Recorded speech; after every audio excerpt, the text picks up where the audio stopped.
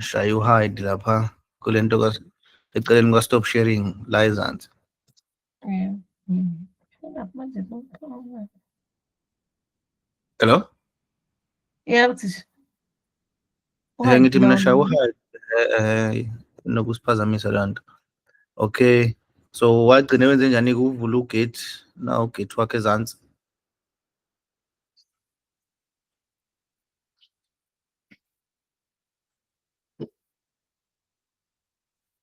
Yebo. Yebo thisha. Phela mina shiya amakhomandi uyongena kwi-folder yakho yomsebenzi.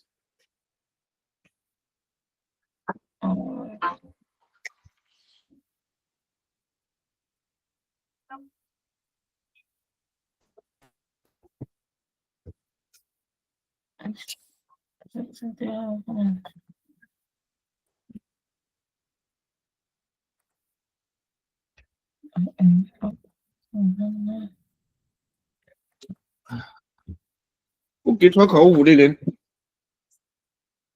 Uvulile seni. Angiwuboni nje mina.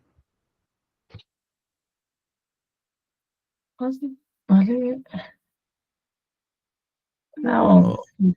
Sengiyabona ubusawulindile. Ayes. Ubusawulindile. Okay.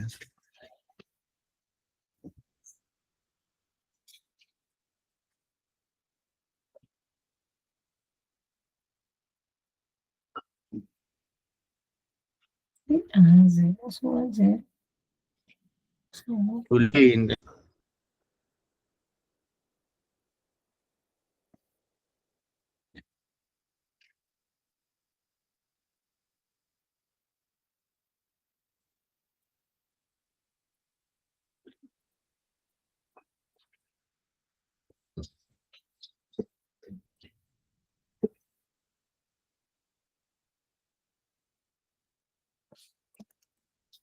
No.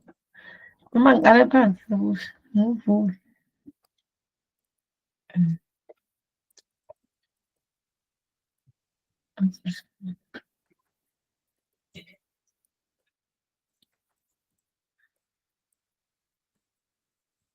No.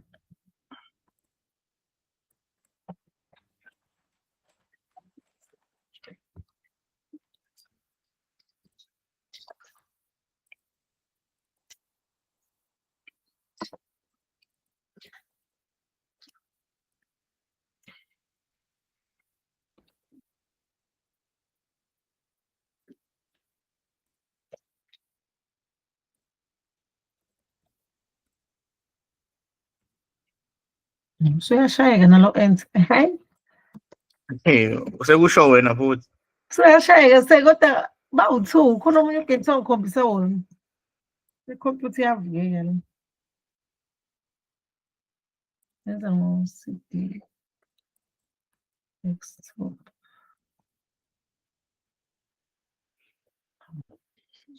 Lo uhlala phansi.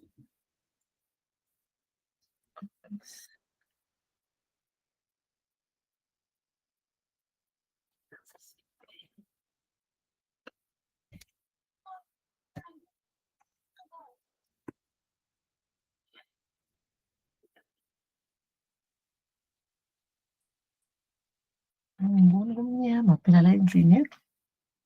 Awu. Yini ugesi anawo? Asinawo ku-free transform. Ngikhanyise ngefoni. Namanje angabi nawo ugesi. Lutho lokubetha asilindi. Yo. Konjeni ngakuphi nedukuduku nisekhula? Yebo seklinikhi. Oh, esipho Zungu. Yebo. Klinikhi yakithi. Ungazungu thisha wena. Za? Hawu kade ungazungu. Aha. Hawu. Klinikhi yakithi. Manje thisha bengifuna ukubuza njalo ukuthi besingakwazi yini ukwenza i-CV singakalinki. Ngikhohlwe ukubuza lokho. Ungakwazi ukwenza i-CV. Bengilindele ukuthi mina benizobe nibhizi Oh, niyenza. sibe senza i-CV. Ukhanda ifolder entsha njengoba ngangishilo. Manje Ifolder mina entsha nje ezoba nomsebenzi ufake i-HTML file yakho mase ukhanda i-CV. Yeah. Mm. List PW. So usuphakathi Oh, sengiphakathi vele kuyona. usuphakathi vele. So sekumele uthi gate status. Sibone status sa gate. Izosho ukuthi nothing to commit, ngiyacabanga.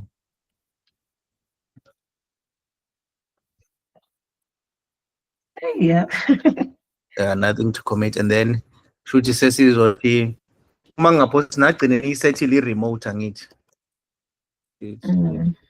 Show the list. One gate remote show origin. Oh, okay. Uzothi gate remote show origin. Ngibhala no show origin se. Gate remote show faka ispace uthi show. Phela ngifuna ukubona ukuthi origin ngigcineni i-edile. Okay. Show origin. Yeah, enter.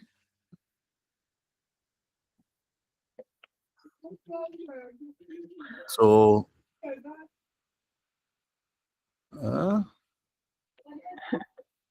repository not found. Oh, okay. Should we set it? Yeah, it's right. All right. We set it. Yeah. Okay. So ungathi git push futhi uzobona izobhamba. Uthani nje git push. Umuthi nje git push izozama ukuphusha ku-origin. All right.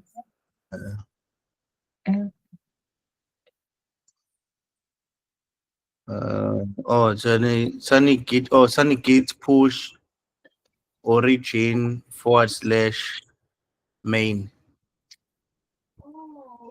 Origin. Uma ngaphosisa / angisakhumbuli kahle. Main. Enter. Sengayikhohle leyo command. Simbuka.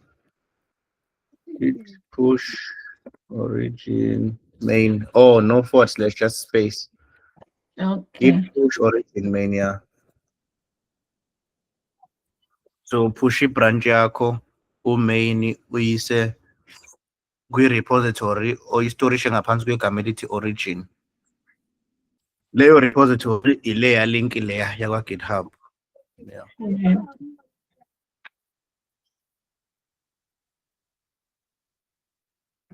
Okay. Could not read, make sure you have the correct access right. Okay, sure. So ngale kwi-browser yakho ngemuva. Oh, asenze nje ngoba ngifuna ukuconfirma. Git list remotes.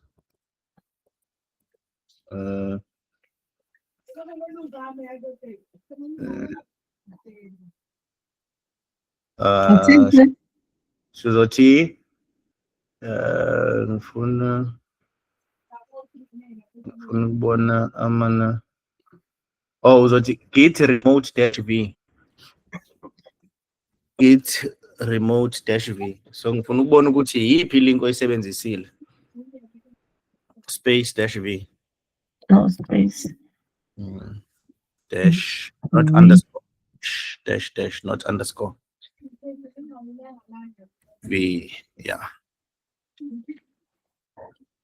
Excuse me. Okay, so you're right. You get github.com, Zandile Madlopa, svgindia.git. Okay. I hope that is correct. All right.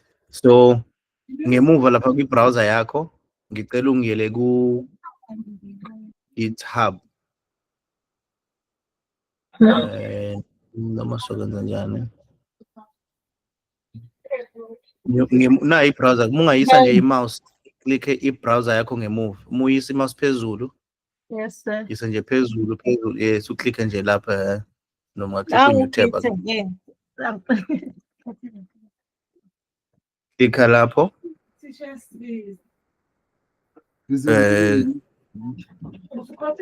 Yabo nje ugift uyadlala ngamathuba ngifuna ukungasho. Yabo nje ugift uyadlala ngamathuba ngikwi-company entsha ngizama ukukhanda ngoba ngibona ngibhizi ngisebenza kanje kumele ngikhande i-team entsha from scratch, i-company entsha, ngifuna ama-junior developer, ngifuna ama-intermediate, ngifuna ama-senior. Ulibele uyodla amakhekhe akhisimuzi le esikhawini. Angisho lutho. Amathuba abantu badlala ngawo kanje. Shaya lapho uvule enye tab sis.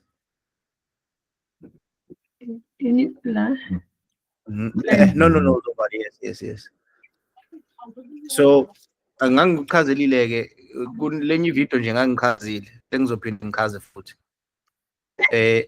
Angithi ufike unomsebenzi wakho, une-folder enomsebenzi wakho, ungizwe kahle. Yeah. Une-folder enomsebenzi wakho kwikhompyutha yakho. Ake sithi kune-folder nje eno-index.html. File A1. Ifile uyayisave ikhompyutha yakho, it's fine. Ngase ngithi mina ama-software developer indlela asave ngawo umsebenzi advanced. Basave umsebenzi as i-Git repository. So sase download u-Git application sawusebenzisa u-Git ukuthi siye kwi-folder yethu ngoba senze o-CD bani sa initializer sa Git init save i-folder yethu sa commit ama-file sathi add sathi commit. So samnika u-Git ukuthi asigcine lama file. So ngase ngithi mina kuwena i-computer yakho uma kuthiwa iyalahleka shuthi umsebenzi wakho uzolahleka. Okusho ukuthi ukuze ukwazi ukugcina umsebenzi wakho oyi-code kumele uthole i-service provider noma i-website noma indawo kwi-internet lapho ungawugcina khona. Ungawugcina kwi-USB umsebenzi wakho, ungawugcina kuphi nakuphi njengoba nezithombe zenu uyakwazi ukugcina isithombe efonini yakho, ungasifaka kwi-memory card, ungasifaka kwi-USB. Kodwa nina nihambe niye ku-Facebook niyothi cela ungigcinele Facebook ithombe. So kufana nomuntu wena ukuthi usave ithombe zakho ku-internet ku-Facebook. So u-GitHub uyafana ke no-Facebook we-code. So sase siya ku-GitHub wakhanda i-account, waqeda ukhanda i-account ku-GitHub wase ukhanda i-repository futhi. Ayithi unayo i-repository kwikhompyutha yakho, wakhanda i-repository naku-GitHub, wayiqamba lento oyiqambe yona. Wase uyabuya ku-Git wakho kwikhompyutha yakho, wase uthi hey we-Git kunendawo engifuna ukustorisha kuyo umsebenzi wami, ngizoyibiza origin. Anganoma nisangilaleleni, ngizoyibiza origin le ndawo engifuna ukusave umsebenzi wami. Nayi i-link yakhona. So njengoba nawe uma ufuna ukufaka isithombe sakho ku-Facebook uyaloga in ku-Facebook uye kwi-profile yakho. So utshela u-Git uthi we-Git nayi i-link ozongithumelela khona umsebenzi mekuthiwa ngithi hamba usave umsebenzi. Nakho i-link yami yaka-GitHub i-repository yami ile. Okay. Wase-ke usuyazama usuthi git push. Angithi le step engishoyo ukuthi uthe wena git add remote origin main git add remote origin wafaka leya URL yakho leya ukuthi git@github@zandilemadlopha.banibani India something. Okay. Uthe usuwenze lokho wase uzama wona wathi git push. Right. So ngoba usuthola le error ade siyithola lapha ku Git wakho ethi yena please make sure you have the correct access right. Ngiyacabanga kuyazisho ke lokho. Futhi awunawo ama right oku-accessa le link le oyinika uGit ukuthi uzosave kuyo umsebenzi. Kuyezwakala? Yeah, sir. Yes. So ngase ngithi uma ugooglisha ke bazokutshela ke izathu ke uma uthatha leyo error uyikopisha uyigooglisha bazokutshela izathu, but izathu esi obvious ukuthi awumtshelanga uGitHub ukuthi mina Zandile ngicela ulindele ikhompyutha yami we-GitHub, ngicela ulindele ikhompyutha yami lenginayo ekhaya eyi-Windows machine noma eyikuphi noma ikhompyutha ka Gift, ngicela ulindele leyo khompyutha ukuthi izokuthumelela umsebenzi ungigcinele wona kule repository noma kule folder. So uGitHub akakulindele ukuthi akekho umuntu alindele ukuthi uzosave kuye ama-file ngaphandle mekuwukuthi mhlambe uyaloga in ku-GitHub upress i-button uthi upload file, kodwa nje from i-terminal ukuthi wena uzothi git uthi push akakulindele lokho. So ngase ngithi kuwe ukuze ekwazi ukuthi uGitHub we-account yakho akwazi ukwamukela umsebenzi oqhamuka kwikhompyutha yakho, kumele uvumele ikhompyutha yakho namakhompyutha akaGit bekwazi ukucommunicate. Ngathi maybe communicator ba-communicator over into ekuthiwa u-SSH, secure shell bani sengikhohliwe, ningaguglisha. Maybe communicator over u-SSH, ngase ngithi basebenzisa i-mechanism of okhiye kwikhompyutha yakho ugenerator ukhiye o-private no-public, and then uthathe ukhiye wakho o-public uyowunikeza uGitHub. Okay, ukuze-ke sukwenzile lokho, shuthi wena utshela uGitHub uthi weGitHub, uma uthola i-communication elokhwe ngalokhiye ngoba ngunika i-public key ezomesha nalokhiye, uyamukele leyo communication, uyilandelise folder yami, umtshelela lokho uGitHub, noma uyeke nje leyo computer ikwazi uku-upload into zami kwi-profile yami kaGitHub. So njengamanje-ke sizogooglisha sithi-ke lapho khiye sibathola kanjani. Uzogooglisha uthi generate SSH keys. Sengiqedile. Generate SSH keys. Or SSH key pair. SSH. Not HSS. SSH key nakho. Ngithi yabona nama example abanginika wona. Asithi nje generate SSH key. Okay. Uyabona ukuthi uGitHub unama-docs okufundisa, kodwa ke naye AI yenza kube lula. Yehla uyezansi, bayasho bathi open the terminal and run the following command. Nakho nayi command SSH keygen ed25519-c your email ban. So email oyisebenzise wena kuGitHub uyayazi, mina engingayazi. Uyayazi angithi Zandile? Yes. Cela ungikopishela ke low line wonke ke. Kopisha wonke lo line lo, and then sizohamba yes nakho. Kopisha and then uye kuGit wakho. So sesiya kwicomputer yakho siyo generator manje labo key abawu2, o private no public. Sukupishila ngithi hamba uye kuGit. Right. Okay. Paste lento ikopishile. V. Control V.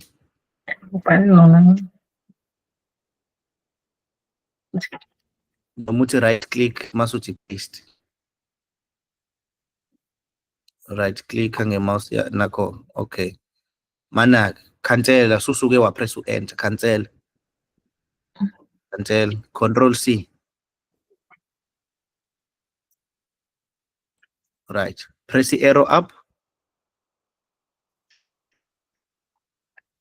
Okay, masuhambisa arrow ka left iye ngale kwe quotation mark. I-arrow hayi ngemouse hambisa nje i-arrow ye laptop. Yes, ungidelethele loyo email.com wonke, umdelete wonke, ufake i-email address yakho le oyisebenzise kuGitHub. So manje usugenerator ukhiye ohambisana ne-email okuyiyona oyisebenzise kwaGitHub kathi ukhande i-account. Kube kususe loyo email. Wasayikhumbule? Khumbula se. Kwenze kanti ubani ocontrolayo uGift noma uZandile? Yazi weGift bese susa yonke ke umanake Zandile usheshe susa your email wena ufuna ukubhala lapha nama quotation mark know your msuse know your sale i-quotation. Yes, wenza ama small letters ubodwa i-email iba ama small letters ayijwayele uba nama capital letter email.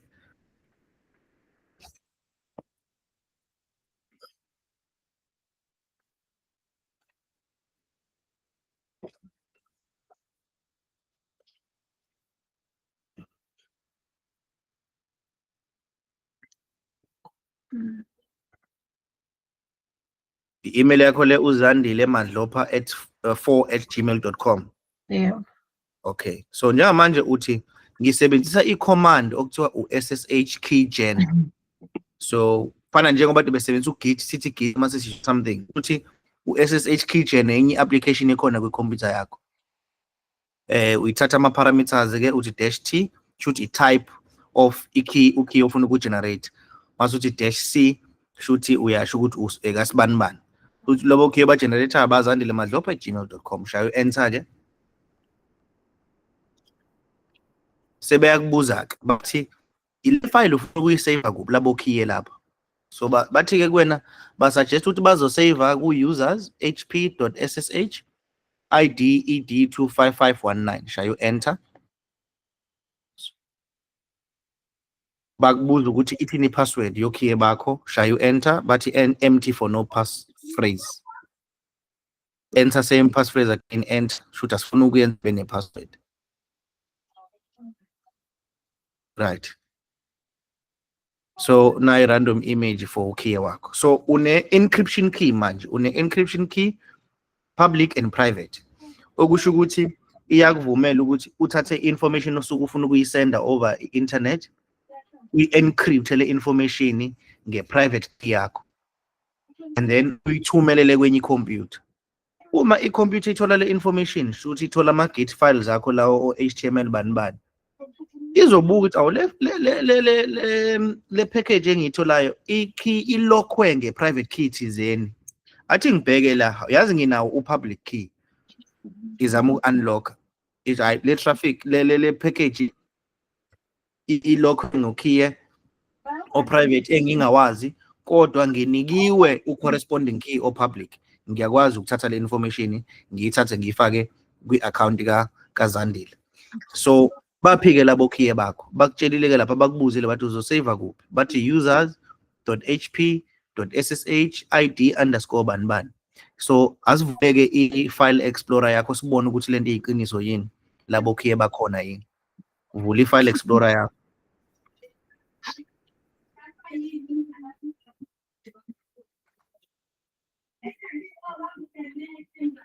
okay expand maximize ke i-page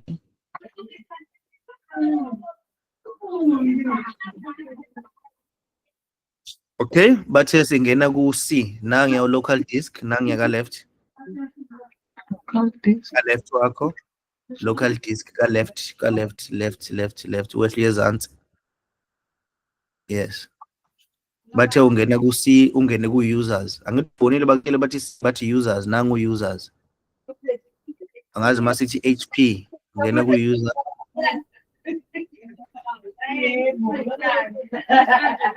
ungena ku-users nangu HP bathe ku-HP leya folder labo key bakho base bethi kulapha i-file .ssh na i-folder uma usungena kuleyo folder nabo key bakho abawu-2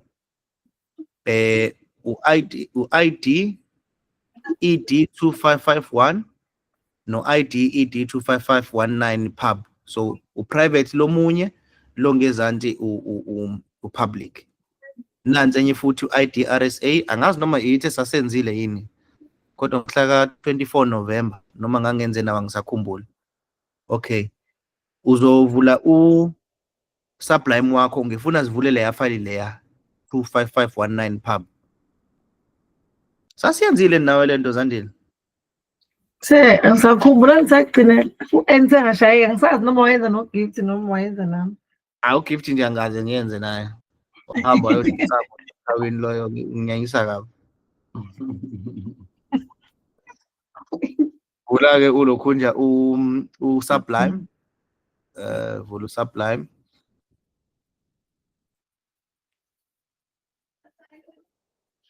okay and then uvule lapha uzothi file lapha phezulu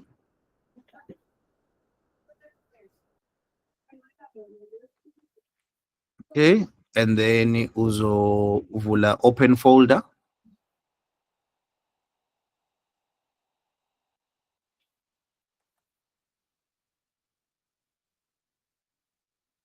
uvuleke lapha ubuyele emuva lapha ku-local disk njengoba desenzile ekuqaleni local disk lapha ezansi ubani kubo users HP kanjalo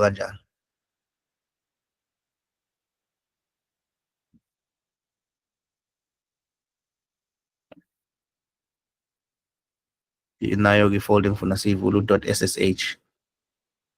Klikha yona masuthi select folder la ngezansi. Ngezansi. Select folder. Yeah. So now ama-file akho under u-SSH. Cela ungiklikhela leya ebhale u.pub id25519. Le ngaphezulu. Yes. So nayo ke ikey yakho. Njalo ukey yakho uhambisana ne-email yakho. Cela ukopishe yonke leyo nto.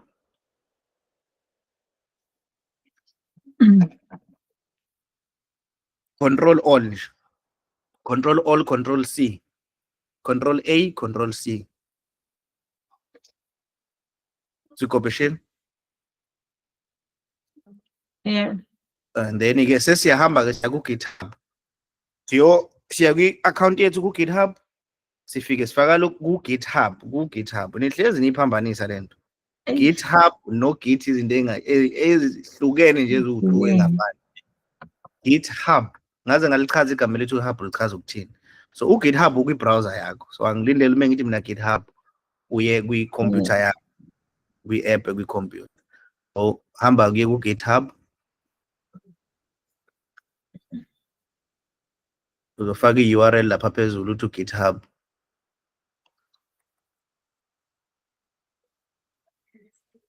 La ngifuthi la izansi. Uba ucontrol i-computer. Yeah. Okay. And then uzoklikha lapha i-profile picture yakho. Lama instructions engunika wona khona online, you can Google them nawe.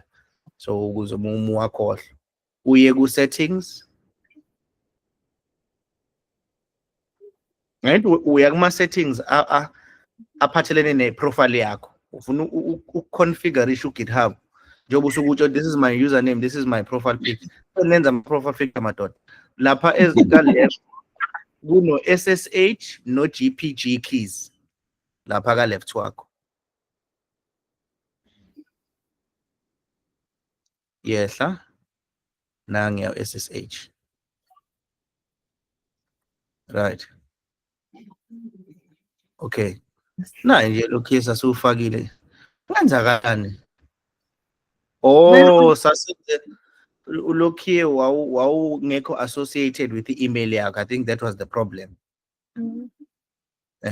So last used within the last week. Hayi, nazi nangidide should wegift uke wayisebenzisa nje. Uyisebenzisile nkathethi uzama ungisiza mhlawumbe kwenzekile. Ugift should ukwenzile nje. Wenzile Kodwa ke asithi new SSH key. Ugift should ukwenzile ngoba phela naku bayasho ukuthi used within the last week. U-edwe ngomhla 24 November. So that's a new SSH key. Ngala, yes, new SSH key. New nangu green button. New SSH key, yes. And then again ungayinika igama mhlawumbe uzothi my laptop or ngazi. Angithi SSH key yakho Zandile uyigenerate nge-email address yakho. Okusho ukuthi ngoba nisebenzisa ikhompyutha yodwa nino gift. Na emese funa kusebenze eyakhe SSH key uzoyigenerate nge-email yakhe. yakhe. Uzofaka i-email yakhe. Uzothi authentication key. Yeah.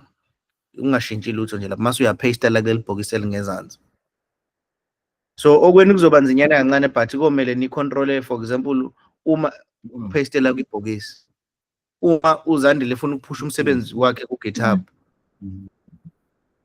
Lapho ke paste ke lapho control V noma right click paste. Right. Uthi add SSH key la ngezansi.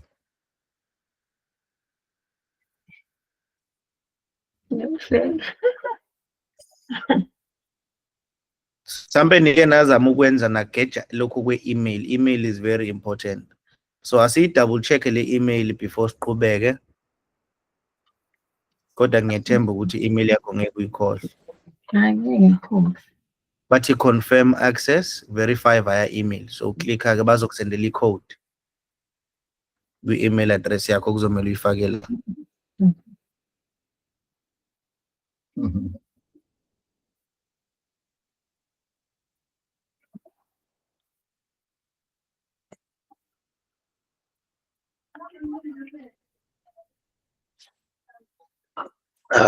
My friend. Oh, my friend code. Yeah.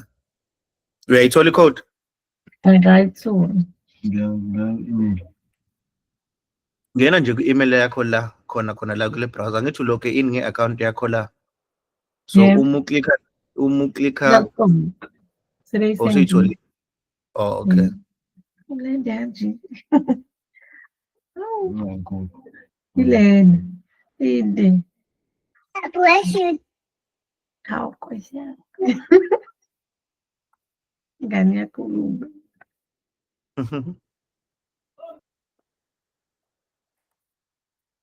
Huh?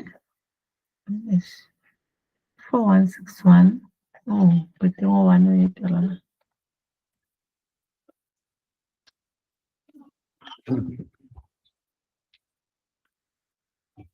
Okay. So sesufakile ukhiye wethu o-associated ne-account yakho. Ake sibuyele-ke ku-Git. Oh, i-email address angithi sine-show ukuthi iyo leya. Ucela ungiklikhela lapha, yabona under i-profile picture yakho kuno-public profile masuba khona i-Gelit account. Oh, Yeah. ngezansi kuno-emails. Ehla kancane. Billing and license, yes, email, cela ungiklikhela khona, yes. Yes, emails, yes.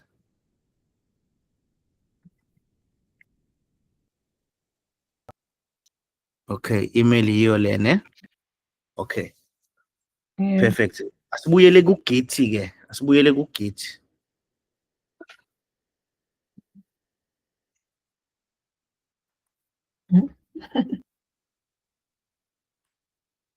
Hayi, u-Git swaba antivirus. Futhi-ke uphinde uzame futhi ukuthi git push remote git put origin main, git push origin main.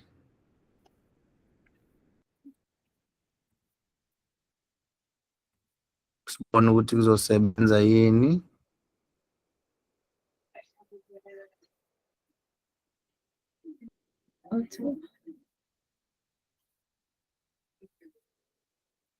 Okay. Okay, ake sibuyele ngifuna ukudouble check-a-ke manje. Thani git remote -v space before -v wakho. Okay, cela ungibuyelela-ke GitHub uzandile madlopha. Okay, cela ungibuyelela ku-GitHub wakho siyo-check ukuthi iyamesha yini le link lene lokhunja. Sibuyele kulokhunja wakho ku-GitHub wakho, klikha nje ngemuva lapha i-browser yakho. Klikha nje i-browser ngemuva nayi behind le black screen. Klikha nje noma i-profile picture yakho ku-GitHub, nayi i-profile picture ka-GitHub nekepisi eli-pink. Yeah, okay. And then ubuye lapha uklikhe ka left lapha, yabo ukuthi settings. Yes. Uklikhe khona lento ekuthiwa i-hamburger. I-next to i-icon no, lalela mina. Lalela mina. Yabo isithombe sakho lesi silakwa left, ngaphezu kwaso kune-icon yaka GitHub lemnyama. Eceleni kwaleyo icon isithombe sikwa left, far left. Eceleni kwaleyo icon kunento i-hamburger leno line about 3, i-hamburger menu. Klikha leyo nto. Angithi yabo ngathi i-burger. And then uza lapha ku repositories number 4, yes.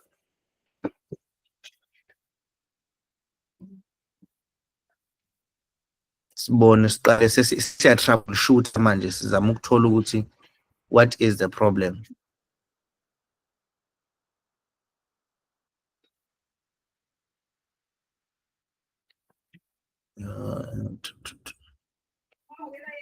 Yebo, internet yakho ukwazi ukuba ne-video call usharishe i-screen kodwa i-slow ukuload i-page. Cela ungirefreshele leli page. Refresh kuba ngathi liyeke ngisho ukuload. Refresher, Control R.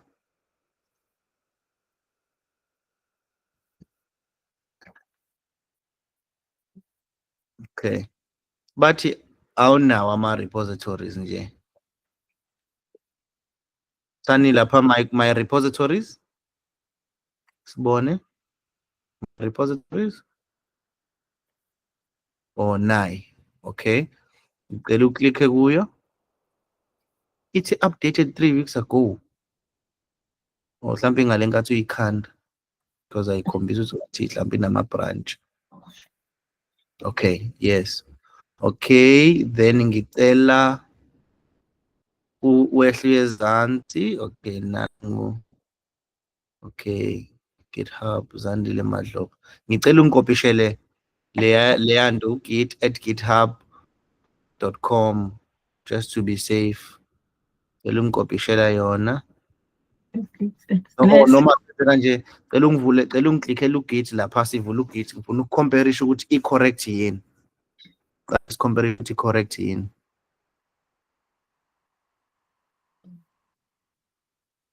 Okay, just klikha lapho. Angithi yabo nje khona into engathi ngiyibona ngathi iyashort. Klikha lapho. Klikha ugit. Angithi yabo lo umadlopha wakho ushoda ngo4 lo original. Angithi yabo? Akufani.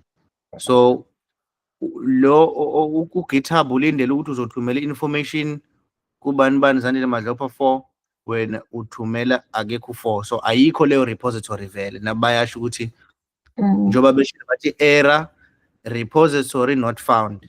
Ayikho vele, exist. So inkinga yakho kuhlehle kuyileyo ngoba ukhiye benike nawo ufaka. So ngiyacabanga ubuzosebenza.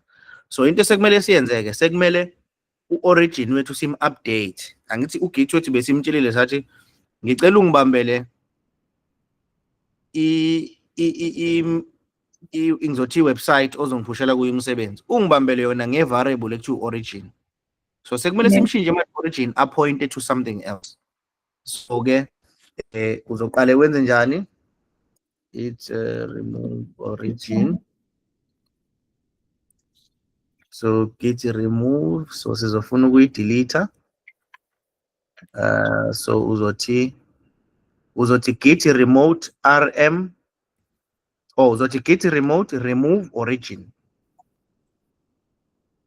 Angisabona uzothi git remote, yes, remove origin. So sesiyamkhipha origin manje.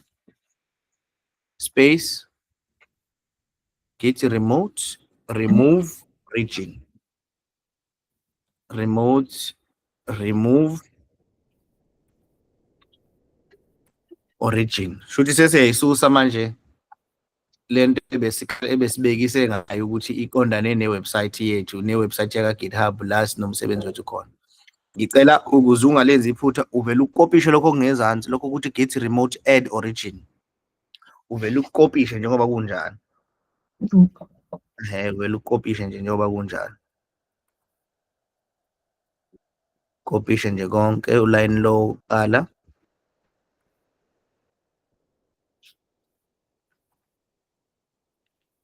Uselect kuqala, uqala ukuselect konke.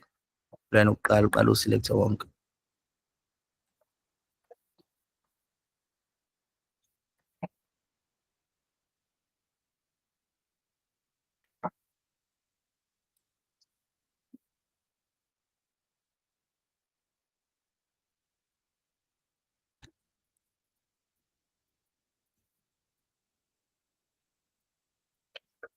Control C.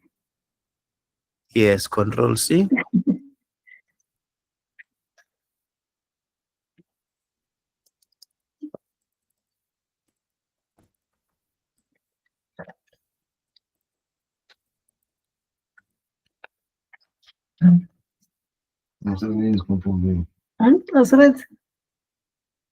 And then right click paste.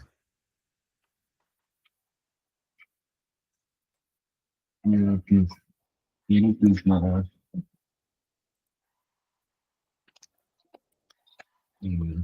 please.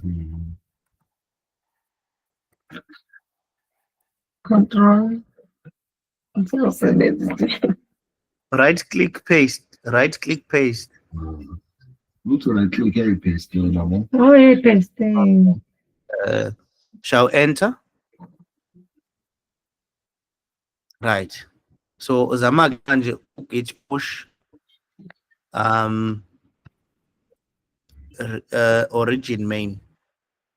So upusha ku origin i-main branch yakho.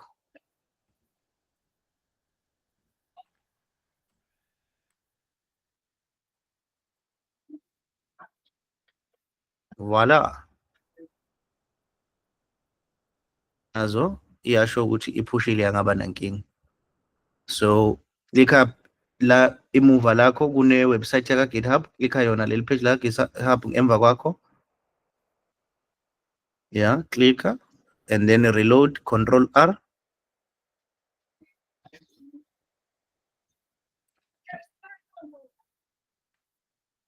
Now umsebenzi wakho usuku GitHub. Ithi ndiya commit, aka commit undiya uyi commit. Right. So angazi ne understand ukuthi Uyabona so. Uyabona so. Uyabona. Okay.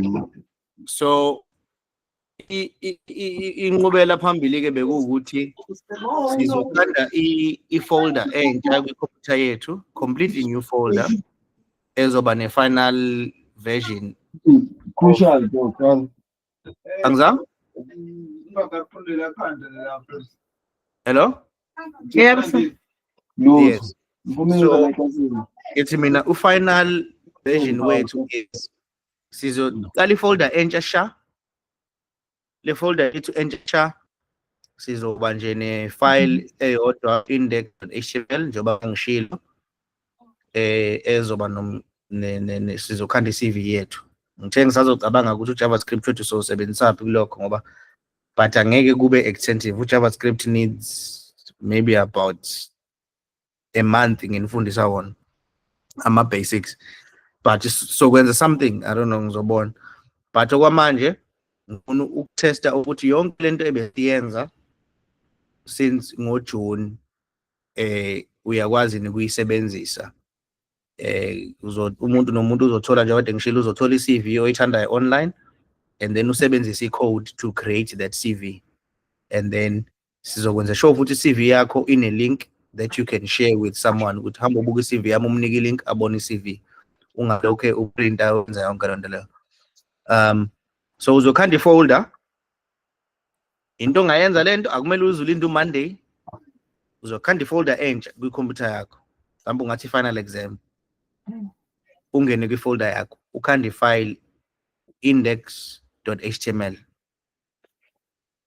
Usungavula ngo-Sublime mhlawumbe uthi hi noma uthi my name is, ungene phakathi uyisave leyo file and then uvule u-git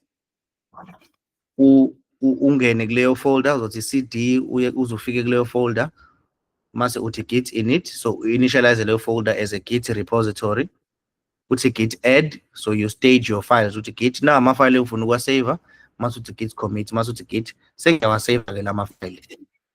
Mase uyabuya uza ku GitHub wakho ucreate i-repository entsha. Cela ungikhuphukele la phezulu, khuphuka lapho Zandile, khuphuke phezulu. Angithi nje manje ukwi-repository oyibize ngoNdiya, khuphuka phezulu.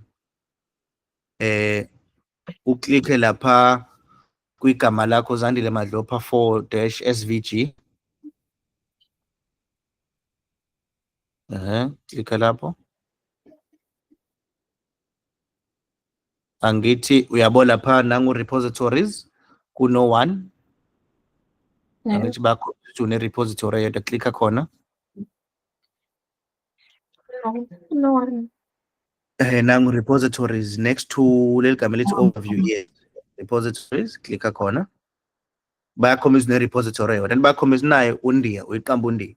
Ungayikhanda enye nali ibhathini lithi new. Uzothi new nayo futhi ungaqamba same gama osebenzisa ifolder yakho la kwikhompyutha yakho uzothi final exam, ujwayele ukufaka ama-underscore wathwala, usunayo leyo folder angithi. Uyo bazokunika futhi ama-instruction ungenza kanjani ukuthi i-repository onayo kwikhompyutha yakho uyilinke nale eku-GitHub, nakhona uzothi git add remote origin, usebenzisa ilink yakhona especific ezobe ihambisana negama lefolder yakho. Mase uthi git push, uzobe usuyihambela kumsebenzi wakho le file eyodwa ozobe uyenzile. Sesingaqhubeka-ke manje mhlambe ngusiza ukuthi uye kuma-settings for i-repository yakho, wenze ama-file akho abe public, uthole i-link. Kodwa into elula ubungabuka nje ivideo yokugcina ngi-uploadile, inawo lama step ukuthi kumele wenze njani ukuze exactly lento engikhuluma ngayo. Uma ungabuka ivideo nje le eyokugcina ngi-uploadile izokutshela. Ngiyabonga kakhulu. Any questions? Mhlawumbe uzobona Monday sengizofuna ukuyenza lento lena. Alright-ke, perfect. Wena nje ngicela ungisendele i-link ube careful gift, angithi ngoba nisebenzisa ikhompyutha yodwa. So kubalekile ukuthi nawe ugenerate eyakho i-SSH key. Ubonile nje same command ayiranile uZandile, kodwa ushintshe i-email usebenzisa yakhe i-email, and then izokubuza ukuthi ufuna ukusave kiphi i-file. Uzobona ukuthi izozama ukusebenzisa the same file name as ekaZandile la id_ bani ed bani bani. Wena ungayi-update uthi buyela ngale kunangizani ukuze ngikukhombise lento ngoba izoba inkinga. Buyela ku-git, so scroll up, unga-maximize scroll up. No, not up kakhulu, uye kule part le besenza khona u-SSH keygen. So yes. Yeah. So for wena ngathi kubuza la ngathi ithi save, kopisha lo /-c, buyela khona phezulu ngathi kubuza, so kopisha wena lo / from /c. Wanna say from forward la? Yes, kopisha konke lokho. Kopisha konke lokho. No, just from / not bracket. Yes. So angithi bazokubuza. Yes, kopisha. Usukopishile. Control C. Okay. Yehli ezansi. Okay, press arrow up. Arrow up.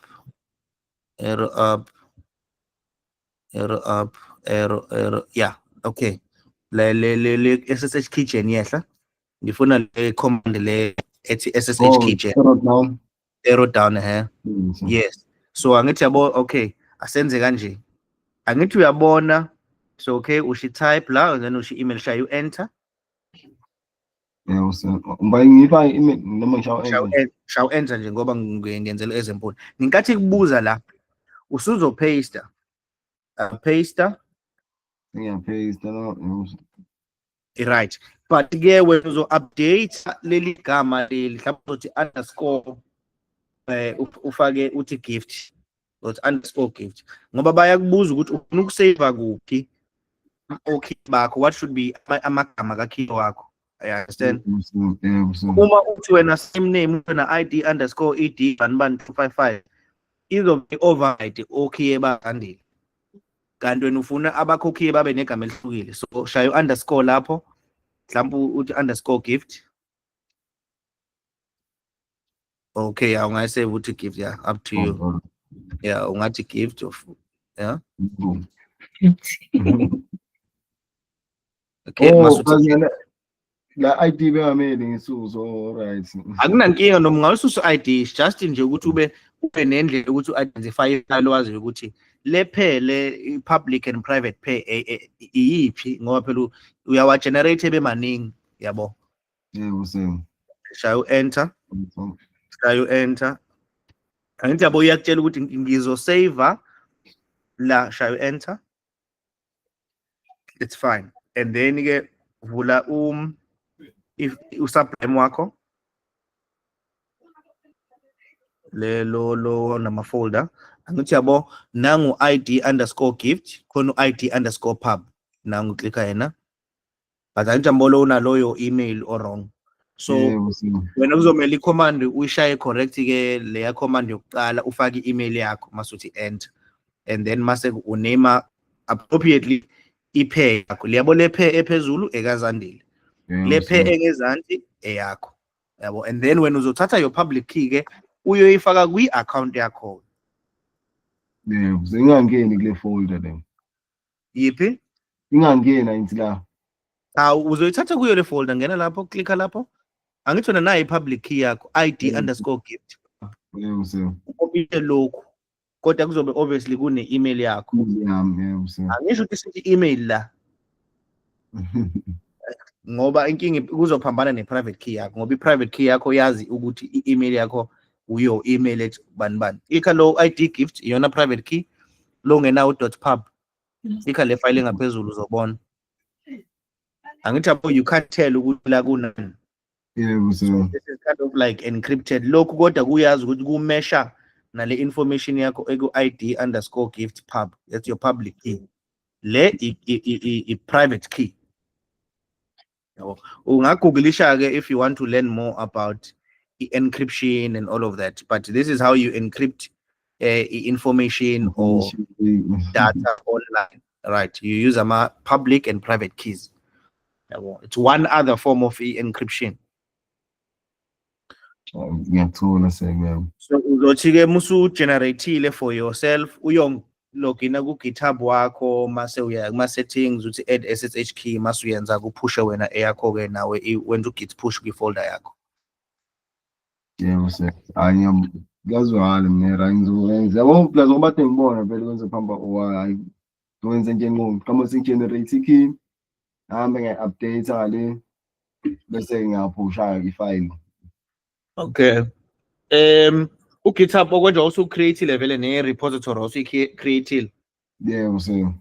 oh okay and then i-folder yakho also initialize ngo git Besa initialize yebo sir. oh bese kushoda ke lokhu ke Yeah, kusho generate key nje bese ke ngiyaqondisa konke because lokho sasingakwazi. seniyakwazi Okay.